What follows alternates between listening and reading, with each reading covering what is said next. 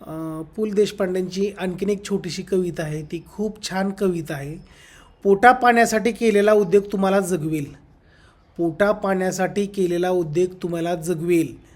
पण कलेशी जर मैत्री केली, कला जी असते ना आपली कला, चित्रकला असू द्या, क्रिकेट असू द्या, असे ही कला जर माणसापाशी असली तर त्या कलेशी जर मैत्री केली तर तुम्हाला ती कला का जगायचं म्हणून सांगून जाईल.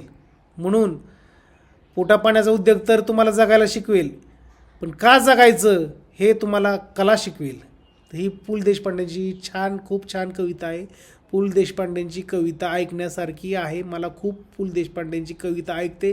तुम्हाला पण पु ल देशपांड्यांची कविता ऐकायला मिळाली असलं तर वाचत जावा, त्यांची पुस्तके वाचा. सोशल मीडियाच्या माध्यमातून त्यांची पु ल देशपांड्यांची काही विचार जर तुम्हाला ऐकायला मिळत असतील तर आवर्जून ऐका मित्रांनो, हे माझं सांगणं आहे. धन्यवाद.